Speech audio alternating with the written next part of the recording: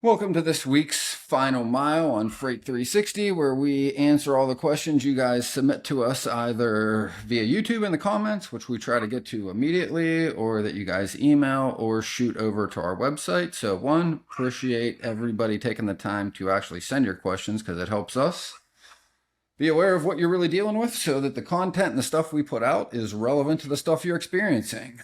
So let's jump right into this, Stephen. I'll read the first one we got here. Hey guys, I am a one-man team carrier and I'm looking to become a full-time broker and get rid of the carrier. My question is, what is the best way to get into brokering with no brokering experience? Would a W-2 salary with commission be a good option to learn, or would an agent option be best? I'm going to let you answer that one first and then I'll add my thoughts. Well, it just depends, honestly. If you find the right agent that's willing to, or a broker that's willing to train you as an agent, like that's not a bad route to go. But because you are an agent, you'll be 1099, like you have to have a lot of capital to get you through the beginning phases because it's going to take you a few months to get started enrolling and start making money. Um, but that's going to be much harder to find than a W-2 that will be willing to train you um, and get you spun up while you're learning the ropes. So personally, I think your best option is going to be the W-2 route. But again, if you can find that golden goose of a broker that's willing to train new agents, then it's not a bad option. I agree. I mean, here's some of the pros and cons. I mean, the pro with W-2 is one, you're going to get a salary, you're probably going to get benefits, and you've got a little more time to learn the job. You're going to be probably exposed to lots of other brokers. You're going to be learning likely lots of things and hopefully lots of things pretty quickly.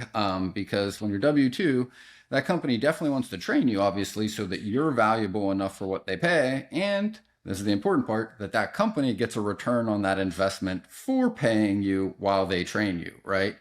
The big downside, I think, of most W-2 positions is typically you will sign a non-compete or a non-solicit. So I feel like you will likely learn the industry faster, right, in that model. And I think there's a little less risk to you personally doing that. But again, the downside is if you are successful and you do build a large book and ultimately your goal would be to later own or run your own business, it's very difficult to get out of those because everything you built for that company is owned by that company. They paid for it, they risked their money, they spent the effort, the time to train you, and all of that. That's why that relationship exists that way. I think you said it best is like, I think one of the best ways to probably go about it is if you could find an agent, right, that needs support, that needs help, and can mentor you and train you with either some of their other people working for them or directly with them. Because then, as you prospect and build your book of business, there's a possibility that that agent will allow you to own your own customers and eventually keep growing and building your business underneath them, and maybe ultimately eventually spin off to be your own agent. So I think, again, ideally that would probably be your best, but it's also a lot more work to be able to find an agent and to be able to find that position. Do you want to read the second one? The second question is, I recently had a carrier pick up a load that was supposed to be tarped. They did not tarp it, and the whole load of lumber was ruined. The receiver refused the load. The customer wants to pay the carrier. Customer wants the carrier to pay for the full load. We filed a claim with the carrier's insurance, and they denied the claim because the driver was not on the carrier's insurance. The carrier is not responding to us and is blocking all calls, emails, and text. Has anyone ever been in this situation? Who's liable? And am I going to have to pay for this $10,000 load out of pocket? I am currently a fairly new agent. Well, this is incredibly frustrating. I've been involved in some of these. I mean, and this is definitely not an attorney, but here's my understanding of what happens in practice on a day-to-day basis is one of the things I see a lot is if this is a customer you've done a lot of business with, I don't believe this is legal, but many shippers will just hold other invoice payment until they're reimbursed for that claim. Like that happens a lot in practice. And the frustrating thing is like, in order to fight that, one of two things usually happens. One, the customer stops doing business with you, which is again detrimental and difficult. The second issue is if you want to actually pursue the shipper legally for other unrelated invoices, now you're paying an attorney, and this can take a long time and a lot of money to even get some of these funds back, right? And to be honest, what usually happens in practice is the brokerage will just cut the check to the customer if the customer is valuable enough to keep. Mostly, again, to make sure they're still paying the other invoices and to keep doing business with them and moving freight. That is not an ideal situation, but it happens a lot. I mean, there's one of the clients I work with right now had about 5 of these this year, and they totaled about $180,000. So, I mean, these can range in large dollar amounts, and it is incredibly frustrating. And other scenarios we've seen where like the carrier just doesn't respond to the insurance company. And then the insurance company goes, hey, that's my client. Like, we can't do anything unless they talk to us, right? And then again, your recourse tends to be looping in an attorney, which again starts running up another bill and another expense. What are some of your experiences with this situation? Uh, yeah. So I've been fortunate enough that I haven't had to deal with a lot of claims, but the ones that I have dealt with, the typically the insurance has accepted it. But that kind of points to part of the question where he says, the driver wasn't on the carrier's insurance. So that asked me, like, did you properly vet the insurance? Did you go through, you know, the the equipment that was listed and all that that's on the scheduled autos? One of the other things, it's a flatbed load, and I've only ran a handful. Well, that right there, hold on, Right, before you go past that, like it's really difficult to be able to determine that the actual truck that trucking company dispatched for your load is the one that's on their insurance, right? It's a big issue in the whole industry, and one that like I know we use highway to verify is that like, hey, is the truck you're sending, right, one that is actually listed on this VIN? There's a little warning in there that will show like, hey, autos have been seen that aren't on the policy. And I'm very very well aware because like I've talked to carriers that have told us this is very prevalent. Specifically in California, I know I hear a lot of it. They'll get a load and they'll just throw it on WhatsApp, and then one of the buddies with the trucking company sends in their truck. And the problem is most of those trucks don't have insurance or aren't on the insurance of the MC that you did actually book and secure this load with. right. And then leading into that, uh, the handful of flatbed loads that I've ran, I've always gotten a picture after they've been loaded, whether it needs to be tarped or stacked or however it's supposed to be loaded and secured. I want to make sure that the driver did secure it the right way. So that tells me that the broker didn't get the pictures after loadings, which would have known. The other thing is if the BOL doesn't state that the product needed to be tarped, then there's a potential that the insurance wouldn't honor the claim anyways, and it would be at fault of the shipper. So there's Yes. some holes in this story that Well, it we're only says it getting was one side. supposed to be tarp. Like it says the load was so as long as the shipper told the broker and the broker clearly communicated to the carrier and the carrier didn't, right? Which is we'll just take it as that situation. Right. I think to your point, like one, it's a good learning lesson. Like if you have these, like you should be asking drivers to just shoot you a quick picture that loads are tarped, that they're tarped correctly. So at least you can verify this was done. And it also points out a bigger issue of like this is one of the reasons why also like shippers want to work directly with the carrier, right? Because there's less risk for the shipper in some of these scenarios because if they're working direct with the carrier, there's less likelihood that a driver is just picking up there for one load and isn't aware of their procedures and doesn't know that they should or shouldn't be tarped, right?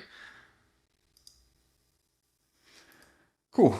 Next one. And I'm curious your thoughts on this one because I think you do more of this, but it's like, I would like to know your thoughts on 26-foot reefer box trucks with lift gates. Is it worth the capacity for 12 pallets for reefer or frozen LTL? And I don't know if the question is, should they buy one or should they book one? Let's just assume this is from a broker asking if it's worth it to book a 26-foot reefer box truck with a lift gate. You do some reefer LTL, correct? Very few and far between. I get asked about it a lot, which is Oh, frustrating yes. because Everybody wants it. the solution is hard to find. Um, Couple things I'd point out. 12 pallets is about your limit, so you're going to be getting into that that weight issue with a box truck, and I don't know if a 26-foot box truck, especially if it has a lift gate, is going to solve your problem because I think that that weight is like 26,000 pounds or something like that. So it just depends on what the product is, if you can even do Yeah. it. Um, Number two, there is a lot of opportunity for Reefer LTL, uh, but those are typically food products and can't really be put. Some can be put together, some can't, and the temperatures range so much that you're probably going to be running it dedicated anyways.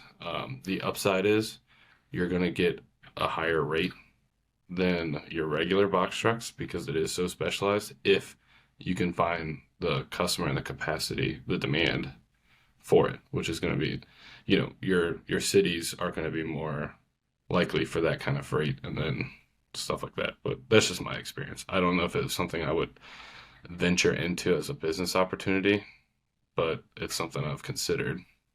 Yeah, if I was a carrier, like I would just be looking at and talking with my customer to see if the amount of business offsets the cost for the driver and to buy the equipment, right? Like, do you got enough loads, enough days of the week to do it? Because the reality is like why most customers want it is because there aren't that many small carriers that can do reefer. And like you said, mixing commodities. And then you got the next variable of mixing temps, like in produce, everybody wants it. And the reason is because a lot of times their customer only needs 5, 6 pallets. Like we've got a customer, we ship lots of loads that are dedicated on reefers, right? That are 8, 9, 5 pallets, 7 pallets. So, I mean, from the shipper's point of view, clearly they would like to have a lower cost. They don't want to pay for a full truck to move, a very small amount of weight or product. But again, the industry doesn't typically support it because even the companies that have tried to do reefer LTL, like they don't make enough money and they end up going out of business for the very reason. Like you really do need to have very consistent volumes, the right temps with each one, and the right commodities that you can mix, which again is why it's so asked for, but not often available. Not Um, only that, but your customers, the reason they want LTL is to get a discount on the full truckload, which mhm.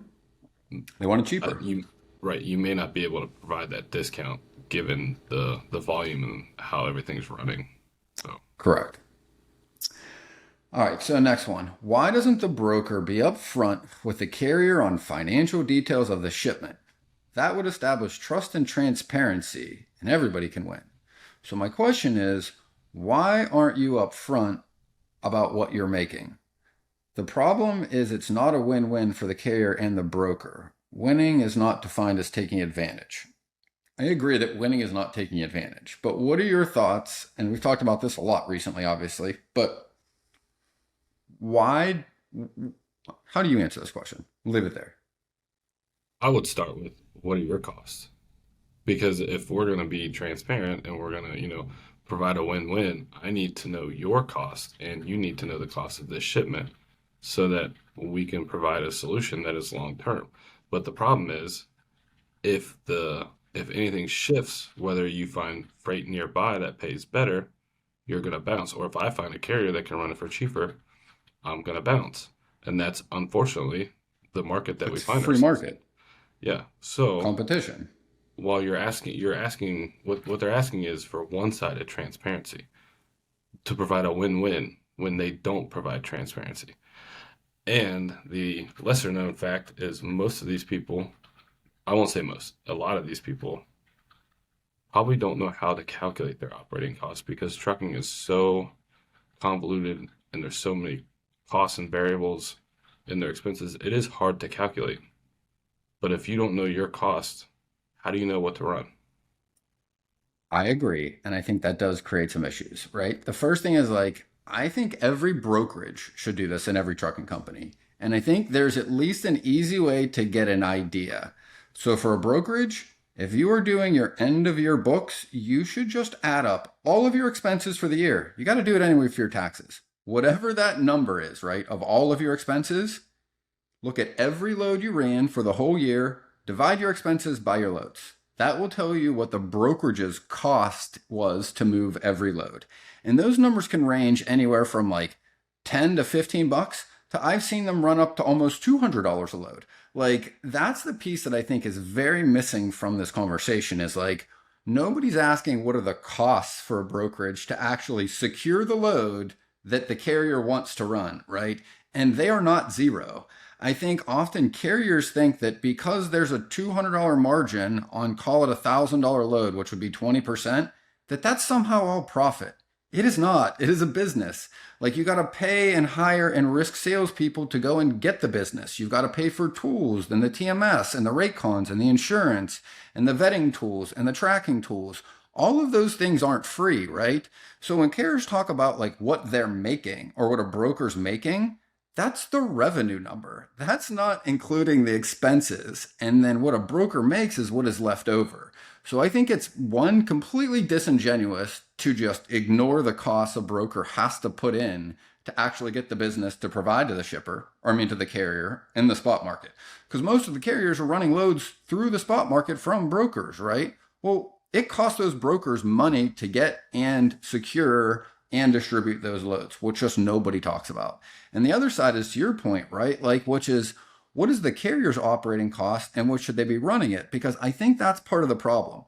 Let's lead that right into the second. And actually, it's going to be the third question. And I'm going to read this because I think this is part of the issue. Somebody responded to an episode we done this a couple of weeks ago. It says, Ben, you hit the nail on the head. It's what I've been saying with freight leaving Florida. Why are carriers taking loads to Atlanta for $350, but then asking for the government to get involved? That's crazy. And I think that goes to your point, Stephen, which is we're not driving rates down. It's other carriers willing to run loads for cheaper than another carrier that actually brings rates down, right? It's not the brokers and it's not the shippers. Because even if you remove brokers from the middle, if a bunch of carriers are going to run a load for $1.25 a mile and the other carriers want to run it for $1.80, like, the shippers are going to go with the cheaper carriers until either service fails or claims, and then they start paying more, right? Like, that's what a free market does. It finds the lowest cost in a competitive market.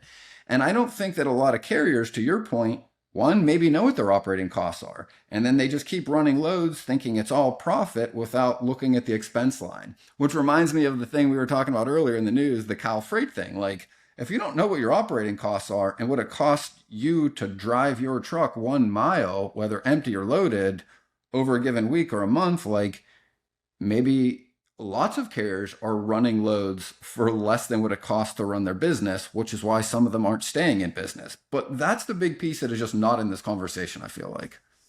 Yeah, 100%. And that goes back to, I've seen people push back on, backhaul is not a real thing. And, it is. I mean, you look at It is a these thing. you look at these mid to large size carriers, they are running freight that will, just pay for gas because it's getting them back to their direct customers' freight, which Correct. pays a More. higher margin. And some of them, like, I was talking to a driver a couple weeks ago, and he was complaining about taking a load into North Carolina, and now he can't get out of North Carolina because there's no freight. It's like, well, did you get enough money on the load Going to into North that market? Carolina to Right. deadhead out? So there's a lot of education that Yes. needs to happen to understand the market dynamics and realize that, just because this is a good rate getting you to North Carolina or, Florida at this time of year, you still need to be able to get out and make money and be profitable. So understanding those operating ratios and that cost is crucial. I was doing a training on this week on that, right? Because there's two, I think, terms that are used interchangeably that aren't. One is there's a backhaul for a carrier and there's a backhaul market, right? Okay. So for a carrier, to your point, like, just as an example, if I am a trucking company in Miami and my shipper that I work with directly is in Miami, and say every single day, one of my trucks, and I got 5 of them, runs a load from Miami to wherever you said, Charlotte, North Carolina. Okay. That shipper typically will pay me above market rates. Why? Because they know the trucking company knows their freight, and they have guaranteed levels of service, meaning that trucking company will make sure there is a truck at their facility every day of the week at 8 a.m. to pick up the load, right?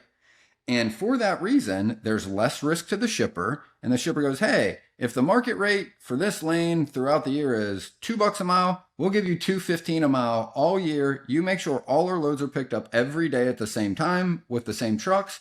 with good equipment that has well maintenance and drivers that have good records. Okay. So they get paid a premium, we would say. However, when they need to get back to Florida sometimes, right? Say maybe the driver that runs up there on whatever Monday needs to come back down to reposition the truck, like they might take the best rate they can get because what their preference is like you said, destination and time over price, right? Like the carrier's like, I want to be home for the weekend. That is literally my priority. The second priority, right, to your point, is the time. When does he want to get back there? The third is, okay, what is the best paying load I can do that matches those two things, right? It reminds me of that saying, it's like price, service, and time, right? You can pick two, but you can't have three. It's the same thing for a shipper or a carrier, right? So then the carrier's like, well, hey, man, like I'll get the best rate I can because it's really important for me to be home on Friday, right? And I want to be physically there and on that date. So I got to choose whatever's available. That is a backhaul for a carrier. But a backhaul market is like when all of a sudden Florida's balanced, meaning freight coming in and out, call it's $2 a mile. But then maybe watermelon or citrus season hits and all these shippers are trying to suck up the trucks because they've got to get their product out of Florida before it spoils. They start paying more than that $2 a mile. They might pay $2.10 a mile. Then the guy across the street pays $2.25 a mile. Pretty soon that market is $3 a mile to take freight out of Florida. Then what happens is all the carriers that want the $3 a mile freight coming out of Florida take whatever load they can to get there as quick as possible. Well, what that does is drive the rates going into Florida down. So then coming into Florida ends up at like $1.50 a mile and leaving Florida is $3 a mile. That's like a backhaul market instance, right? It's all just the supply and demand of the carriers versus the freight, right? But like all these things aren't created equal. That's why the free market provides efficiencies, because the number of loads going into or out of any given city changes throughout days of the week, weeks of a month, and months of a year. And the fact that these rates can go up and down based on what the need is in any given city or market allows rates to fall what makes the most sense for both the carriers and the shippers, right? Like that's what allows them to get to equilibrium and creates efficiencies for the whole market, right? Just wanting them to be the same everywhere creates actually inefficiencies and makes things more expensive, which you pointed out. And we were talking about the history of the freight market and what it looked like previous to 1980, right? Yeah, it was not good.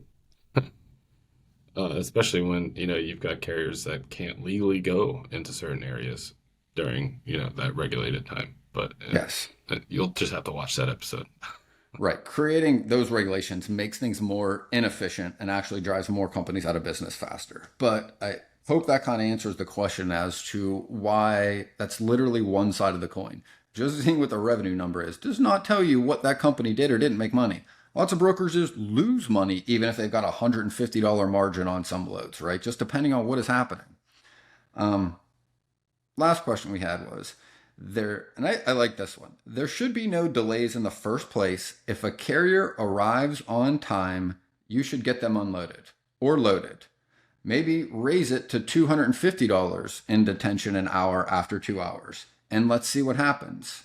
And he says, just like lumpers, I don't like taking loads with a lumper service. That should be prepaid to get the truck unloaded. My rate's my rate. Your rate is your margins. If we work together, we can make money. I agree with what they're saying, but what is your take on why these things don't just happen? Well, where you're going to is ran by humans. Humans make errors. They call in sick. So there's a lot of factors involved. Just because your truck shows up on time doesn't mean that that facility isn't running behind. So you're going to run into issues. Just like your truck may not show up on time because you got a flat tire or the driver called in sick and you had to call off and now we got to recover it. So that there's a lot of human factors. Now, that being said, there's also a lot of facilities that are ran terribly and just do not care about the driver's time. And those do need to be addressed. But when it comes to detention and accessorials, I think some of the issue is in how the shippers and the customers and brokers handle it, because at the end of the day, if you're shipping product from A to B and B is your receiver and they take 6 hours to unload and you're constantly paying 4 hours for detention, how much profit does a shipper have on that movement or that product? Are they just eating that cost because so then if they're eating the cost and not passing it on to their customer, the customer doesn't know or simply just doesn't care. So there's a lot of factors in play that would take huge changes for that to be addressed. But detention and layover is a big factor, and I think Gord wrote in an article that got put out in the Blaze that like MIT said that 40% of capacity daily is being held up in docks due to detention or layover, which is a great That seems statistic. about right. Dwell time is a huge issue, right? There's a ton of inefficiencies. I do agree that like something should be done. I wish that shippers did deal with this better, right? To your point, I think humans part of it. I think other trucks arriving late causes other schedule issues.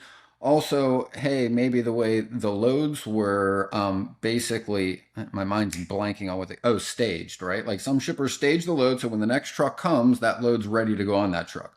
Well, if that truck was late because at their last receiver didn't get them unloaded on time, or there was traffic or weather or a number of issues, and the other person gets there first, then now that shipper has to literally move all that freight maybe to a different place on the dock, now restage another load, and like that just physically takes time, which can cause delays, right? I definitely agree that I think shippers take advantage of this. And like, I've definitely worked with customers that just on average take 6 to 8 hours to get trucks loaded or unloaded. Like, that is absolutely ridiculous. The problem, I think, is I wish that the whole industry could implement some of those things they suggest, like just more expensive detention time. The problem is the same thing with trying to get consistent rates for carriers, right?